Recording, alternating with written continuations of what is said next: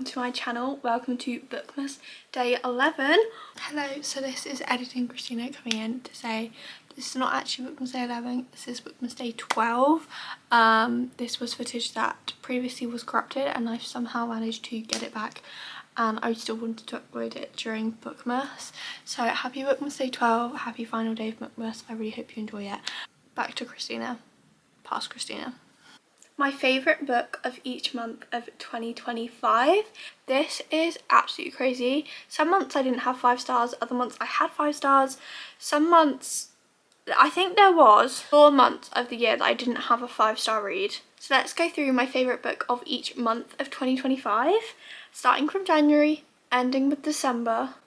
You may have seen these in videos, you may have not seen these in videos. Let's go through my favourite book of each month. So I did do a journal spread for this in my journal, so here's a quick peek at what it looks like. There is one missing because I've not printed it out yet. Starting off with January, my favourite book was Heavenly Bodies by Emmanuel Eru.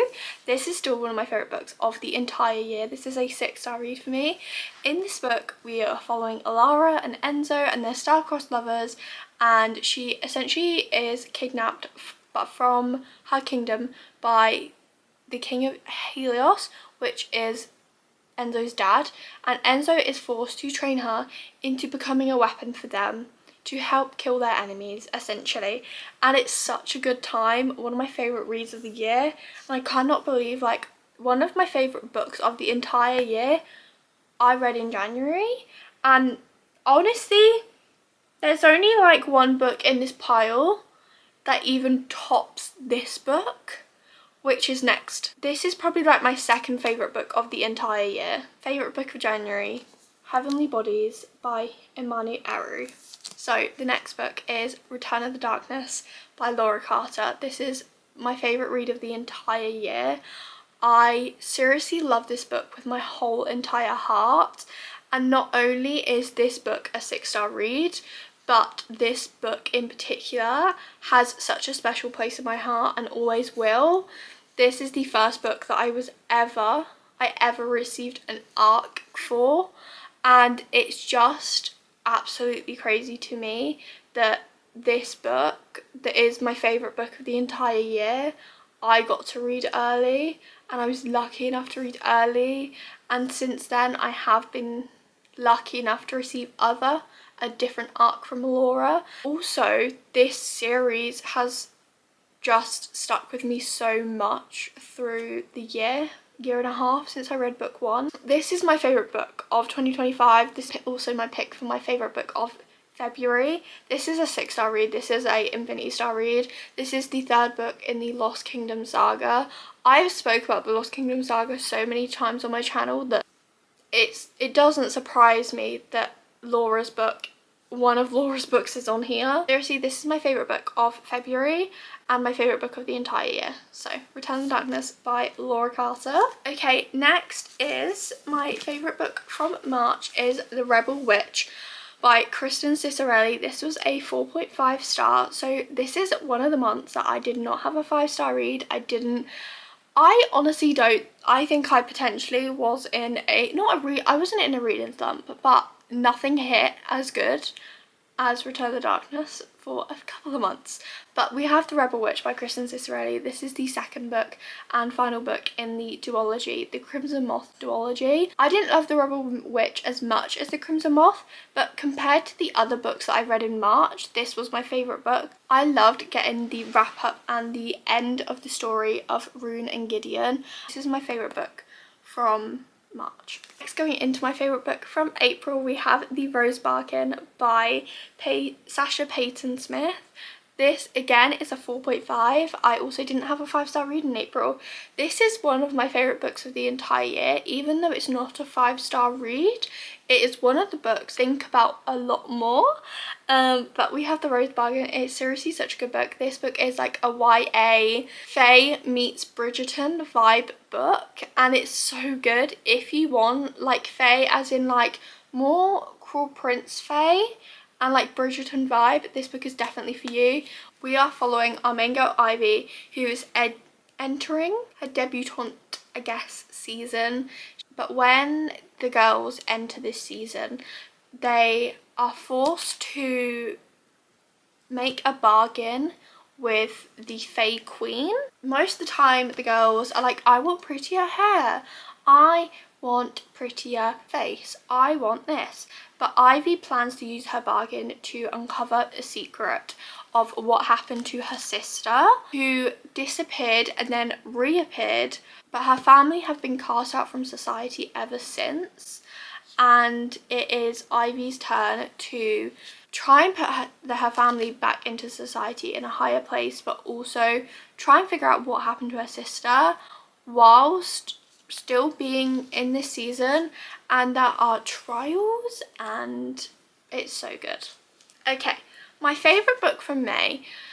Really, I don't know whether I would say this is my favourite book from May, but this is a book that I was very highly anticipated, and I don't know whether I maybe gave it such a high rating because it was one of my most anticipated books of the year.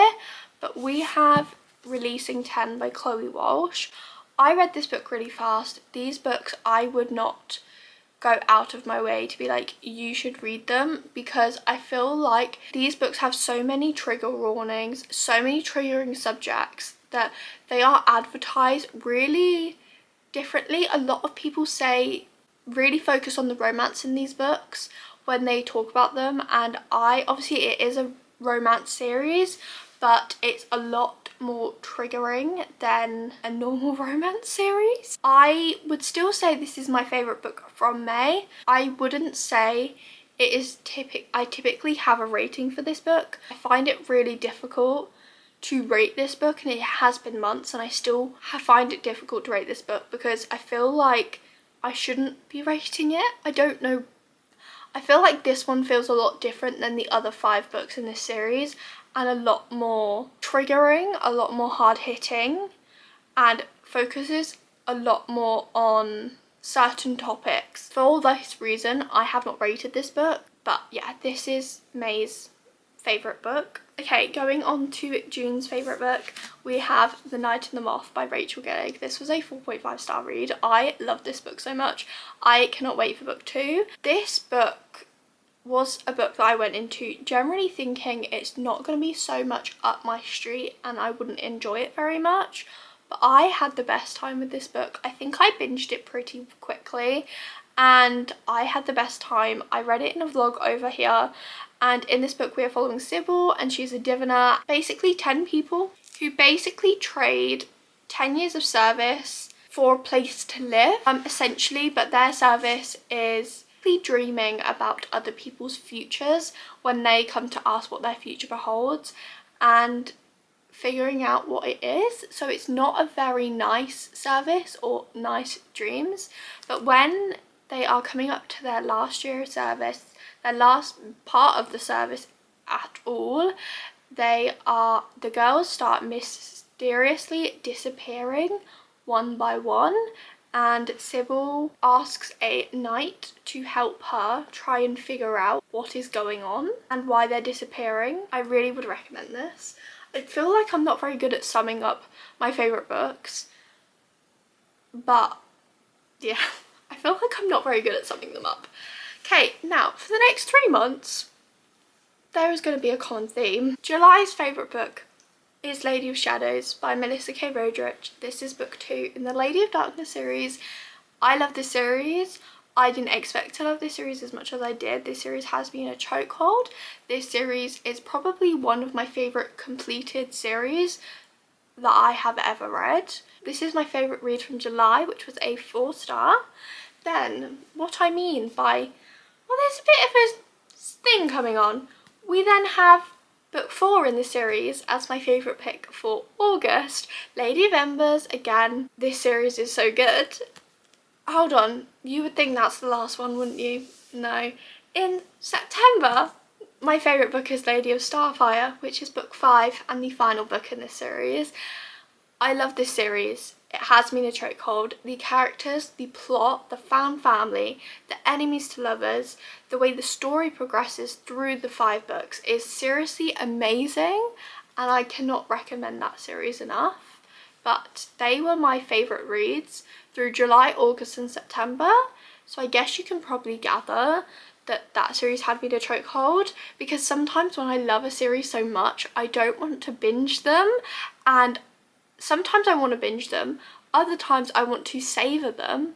I think with this series, I told myself like I was only allowed to read like one a week or something like that. So I think I read the first 2 in July, the second 2 in August, and the 5th and final one in September. So we have Lost and Lassoed by Lila Sage. I put this series off for so long. Everyone and their nan was reading this series and recommending it. If you like Elsie Silver, read Lila Sage. If you like this, read this. If you like this, read this, right? I did not read it for so long, and then I finally got the push to read it. And you know what happened? I binged the entire 4 books of this series in 5 days. The entire series I loved. Book 1 and book 3 were my 5 stars. Book 2 and book 4. Book 2 was a 4 and book 4 was a 4.5. I seriously love this series. This is book 3. This is Teddy and Gus's book. And I loved them, and I loved our characters, and I think I read this series at the exact time that I needed to read this series to have the full enjoyment out of it. This is my favourite read from October. Going on to my favourite read of November, we have Wonderstruck by Holly Duke. This is the second book in the Liberty Grove series, which is to be 4 books. Book 3 came out recently, I've not read that yet, but this is book 2. And this is so good. In this series, you are following a group of girls and some guys, and they all fall for each other very slowly over the course of the series. This is Aurora and Finn's book, aka Rory and Finn, and this book is so good. I don't know what possessed me to love this book as much as I did, but I loved Aurora and I loved Finn, and I loved the story and the plot, the way it went, this dynamic, even more than I loved them in book 1. I loved them even more in book 2, and I cannot wait to read book 3. And this is like an ice hockey figure skater romance. It's so good. So this is my 5-star read from November, my favourite book from November. Okay, and for the final book, my favourite book from December is none other than Good Spirits by B.K. Borison, which is a Christmas book. And I know you're probably thinking, Christina, what do you mean this is your favourite book from December? Today's the 21st. How do you know that you're not going to have another favourite book in the next 9 days? I know I'm not. Because I know what books I'm planning to read over the last little bit of December, and I know none of them are going to be a 5-star read. Not that I know that none of them are going to be a 5-star read. I know none of them are going to top this. I loved this book so much. I'm very, very picky with Christmas books. I just am. Unfortunately, that's how I am. I love Christmas so much. I love Christmas books, but I'm very, very picky with them. And this had everything I wanted and more. This book is literal perfection. In this book, we are following the ghost of Christmas past, who has been sent to Harriet to help her. But what they can't quite figure out is why he's actually there. They're going to her past, they're going through her memories, and there is nothing there that could have anything to do with why he would be there. He goes to his supervisor and is like, hey, I don't know why I'm here. There's no reason I need to be here. And his supervisor says is, you'll need each other. What does that even mean? But they fall in love, and it's just, this book is seriously perfection, and I love it so much. And this is a 5-star read. This is my favourite book of December, and this is probably up there with one of my favourite books of the year. We have Good Spirits by B.K. Borison. These are my favourite books of each month of the year. So going all the way from January to December, I found some of my favourite series this year. I found some of my favourite books this year, some new favourite authors this year. These are my 12 books of 2025, which were my favourite book of each month. So thank you so much for watching. I really hope you enjoyed it. Bye.